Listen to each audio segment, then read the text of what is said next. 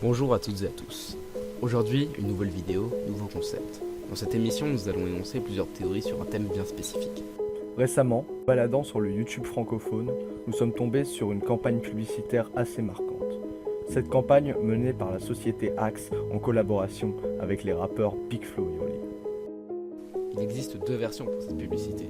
Une se déroulant dans une sorte de soirée, l'autre chez un disquaire. Nous ne savons pas vraiment si ce thème a été abordé par quelqu'un d'autre sur YouTube, mais nous avons remarqué tellement de détails qu'il nous semblait logique d'en faire une vidéo.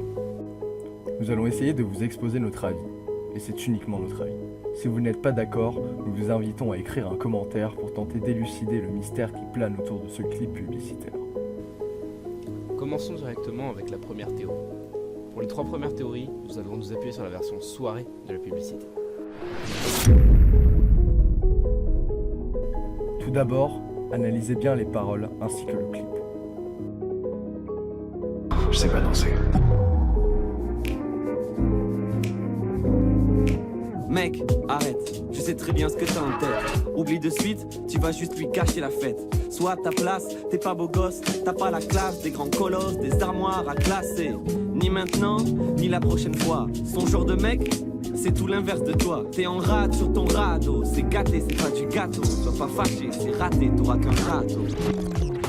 Il dit n'importe quoi, calcule pas son air moqueur, essaie de te vider la tête, et pour une fois écoute ton cœur. Il a jamais rien osé faire de sa vie, c'est peut-être la femme de la tienne. Donc vas-y avant de regretter toute la nuit, quand il te dit qu'il faut le physique, je te jure c'est faux, sans lui ta vanne la plus pourrie. Allez assume tes défauts, si tu lui poses pas la question, t'auras jamais la réponse. Calme-toi, respire et fonce.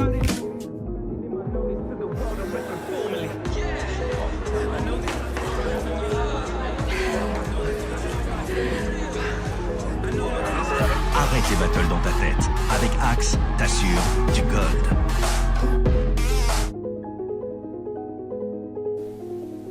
Rien ne vous a choqué? Tout d'abord, regardez comme tout le monde s'arrête quand Big Flo commence à parler. On dirait que seul le personnage principal peut le voir. C'est le cas lorsque quelqu'un est atteint de schizophrénie.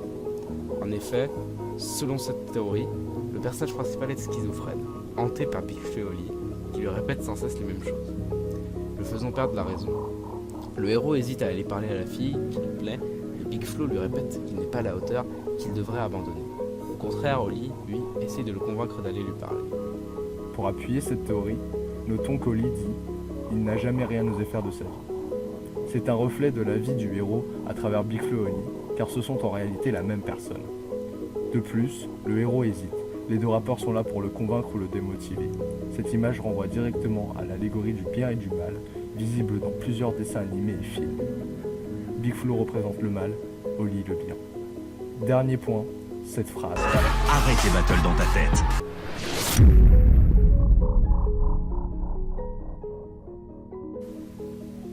Cette théorie nécessite beaucoup d'attention, notamment sur une scène précise que voici.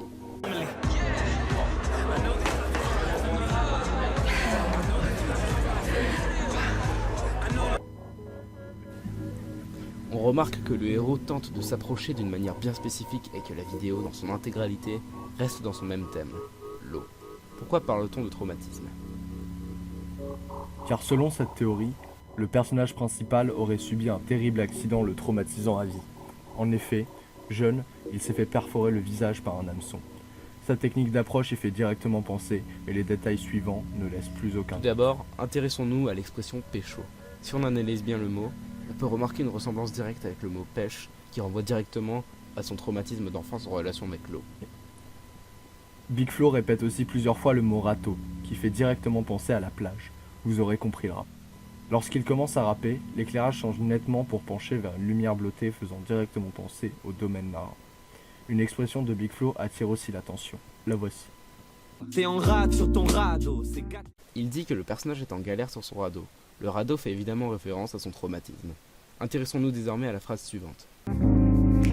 Mec, arrête, je sais très bien ce que t'as en tête. Oublie de suite, tu vas juste lui gâcher la fête. Ici, la fille qu'il veut séduire représente clairement sa faiblesse vis-à-vis de son trauma. Si le héros lui gâche la fête, ce serait donc ignorer sa faiblesse et donc laisser le traumatisme prendre le dessus sur les actions du personnage. S'il perd son pouvoir, la fête est finie. Pour finir, penchons-nous sur les mots suivants, prononcés par Oli. calme-toi, respire et fonce. Lorsque vous êtes en état de panique, ne respirez-vous pas fort? Votre tension n'augmente-t-elle pas? Oli conseille à notre héros de se calmer et de battre sa peur, ce qui finira par accomplir, comme on peut le voir sur la scène finale. Notre héros arrive dans une fête, verre à la main, où il semble ne connaître personne. Cette théorie suggère que le héros soit atterri au beau milieu d'une fête fantôme. Pour commencer, observez attentivement cet homme. Oh mec, et si je me prends un râteau? Je sais pas danser. Mec, arrête, je sais très bien ce que t'as en tête. Oublie de suite, tu vas juste lui gâcher la fête. Soit à ta place, t'es pas beau gosse, t'as pas la classe des grands colosses, des armoires à classer. Ni maintenant, ni la prochaine fois. Son genre de mec, c'est tout l'inverse de toi. T'es en... Rien ne vous semble surnaturel? Regardez bien, il disparaît totalement d'un plan à l'autre, pour finalement revenir avec un t-shirt qui semble taché de sang. Lorsque Big Flo commence à poser son couplet, la lumière penche directement vers une atmosphère très sombre, dérangeante, presque fantomatique. Pour appuyer le fait que la fête est en réalité une fête fantôme, regardez bien cette femme.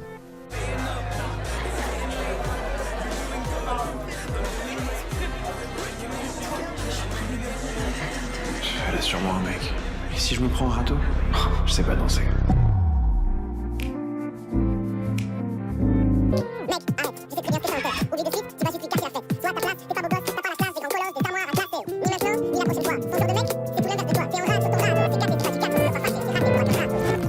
Il dit n'importe quoi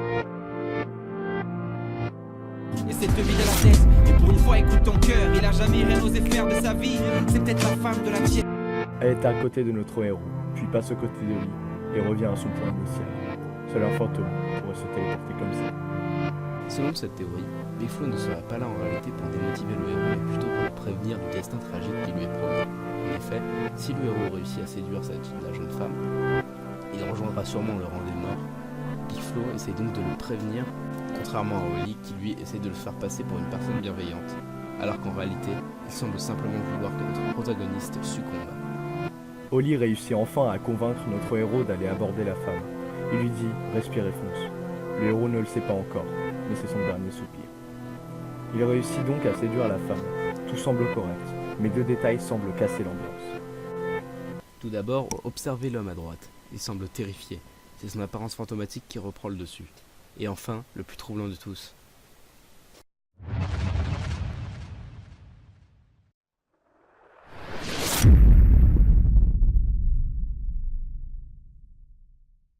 Pour cette dernière théorie, nous allons nous appuyer sur la deuxième version de la publicité, celle du disquaire.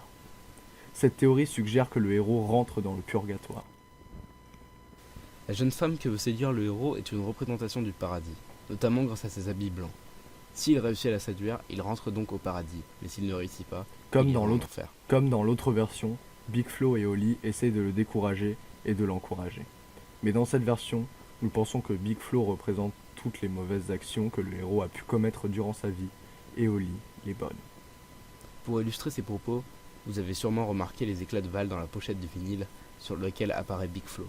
C'est un signe pour rappeler au héros qu'il a tué quelqu'un durant sa vie, et donc qu'il a peu de chance d'aller au paradis. Au contraire, Oli apparaît sur des affiches où il est marqué croix. Il est là pour rappeler qu'il reste un espoir.